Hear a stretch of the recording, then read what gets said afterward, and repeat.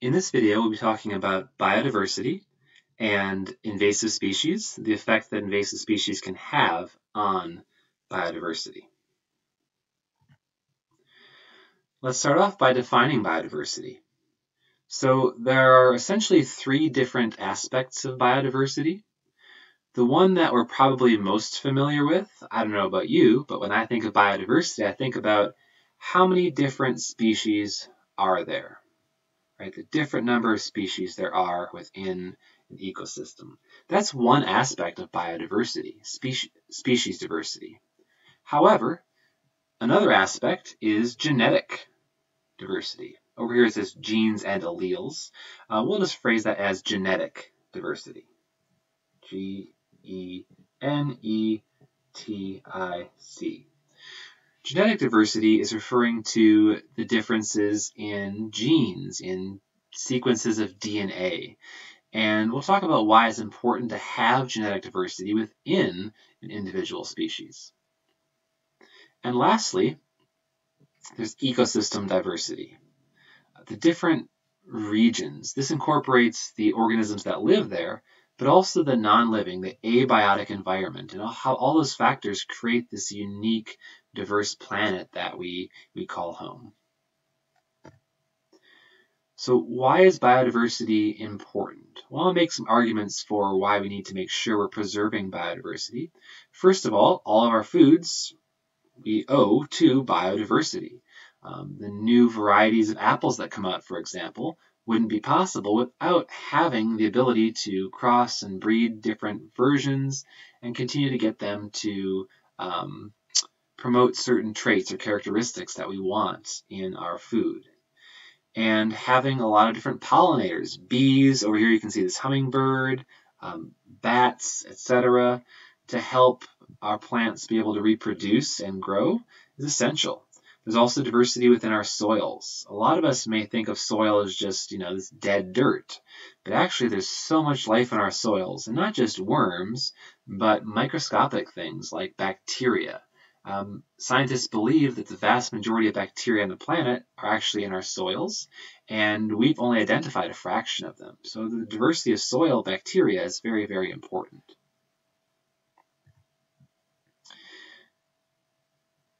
Most of our medicines that we have and different drugs are derived from things we found in nature.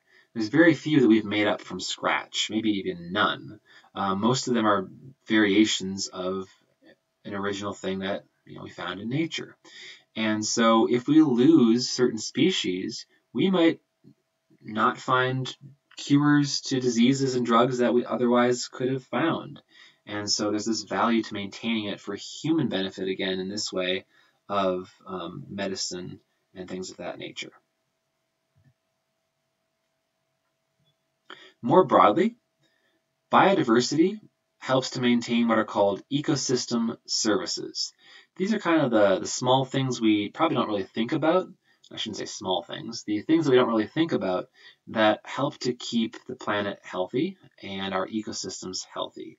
For example, helping to keep our water clean by absorbing pollutants from the rain that runs off of our oily parking lots, and helping to absorb pollution from the air, serving as a buffer so that when big storms happen, they don't damage our coastlines as much, producing oxygen, etc. So there's many, many ecosystem services that are provided.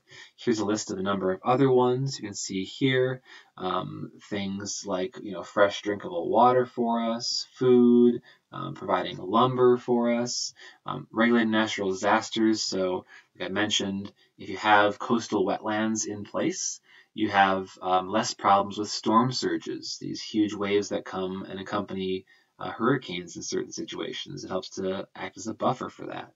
And many, many other benefits that you can see listed here. There's others not listed here as well.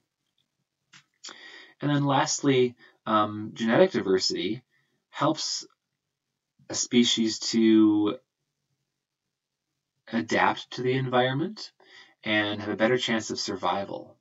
For example, over here on the right, we're talking about two different groups of potatoes. This first group here is a diverse crop of all kinds of genetic diversity within the same species. And so blight is a certain type of disease that can affect potatoes. And if blight hits, well, some of these potatoes are going to be more susceptible and probably die off, but others will survive. Whereas if you have down here in the bottom cloned potatoes, a clone is an identical copy of an organism. So these are all exactly the same. Well, if one of them gets sick, it's probably going to spread through the whole population and they're all going to die, and then you don't have any potatoes. So diversity helps species to adapt, survive, and persist if you maintain that. And then lastly, just, for the natural beauty of biodiversity. I don't know about you guys, but every time I watch like Planet Earth or, go out hiking and explore nature, I'm just blown away by it. It helps to kind of rejuvenate me. And if you haven't had the opportunity to do that, I hope you get out in nature as well and can enjoy it. Sadly, in general, most of the things we human beings do tend to decrease biodiversity. So our demands for food sources, so fishing and hunting, also our growing population, expanding our cities, the demands of agriculture. So we cut down forests and we plant these huge fields. We use lots of water for irrigation, watering our lawns, drinking, bathing, etc. And we damage environments to get these things. We also introduce invasive species, which we'll be focusing on next. We'll talk about what those are. But anyway, we really need to try to do better since we tend to reduce biodiversity. And it's so important to not only our well-being, but the entire planet itself. In a future topic, we'll talk about overexploitation and how, especially with the ocean, we're just catching fish at an unsustainable rate overall. This is true of other animals as well. But next here, we'll talk about invasive species and what these are and why they're so damaging to our environment. So you've probably at least heard of invasive species, even if you don't know exactly what they are. This slide is showing a picture of a number of different invasive species, at least at certain locations around the country. Before we get into invasive species, I want to introduce this term exotic species. An exotic species is just a non-native or a foreign species, meaning it's not from this area normally. It's brought in or accidentally or in some cases purposefully. This little Asian lady beetle was purposely introduced to help farmers control certain pests called aphids. They eat aphids, and it's a good way to help reduce the need for pesticides and saves you money. It's better for the environment. Unfortunately, these spread like crazy, and they don't have a lot of predators because they give out this bad smell and they taste bad. And so there's lots of those ladybugs now, or lady beetles, but they're not a threat. They don't cause harm. So we don't call them invasive species. We just call them exotic species. Here's an example of an intentionally introduced invasive species. In a future slide, we'll emphasize what exactly that means. But there was this African cane toad that was introduced to Australia, again, to help control agricultural pests. These cane toads actually produce poison that secrete onto their skin. And so when other animals eat them, they get really sick and potentially even die. And so predation of these is not very high, and they reproduce pretty quickly. So they went to Australia, and now there's like over 200 million of them. They become a pretty large problem. In some cases, people driving on the roads they run over so many of them, it creates like a slick, and then they crash because of it. So they're really out of control. So what are invasive species? What are these requirements to call something an invasive species? First of all, it must be non-native.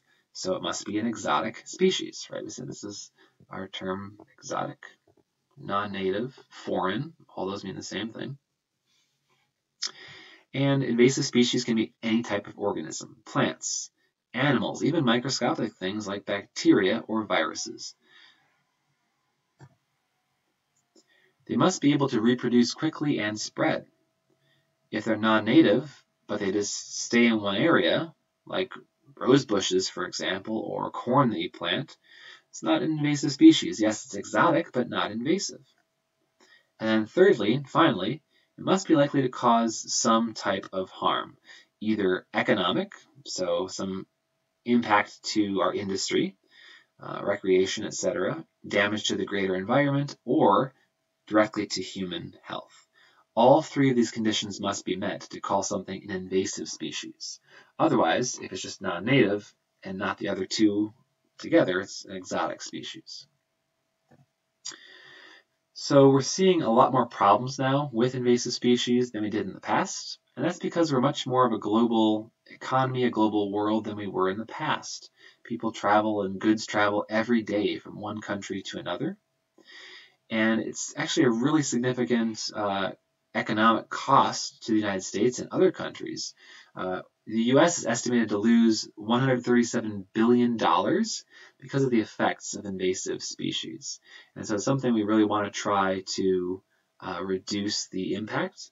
And we'll talk about, do an activity and talk about how we personally can help to reduce invasive species. And then tying this back into biodiversity, because invasive species compete against native species, the native species tend to decrease in population, potentially to the point of extinction or at least local extinction, and thereby invasive species tend to reduce biodiversity. So again, we'll do an activity with the spread of invasive species and their effect, and we'll continue then with this at a later date.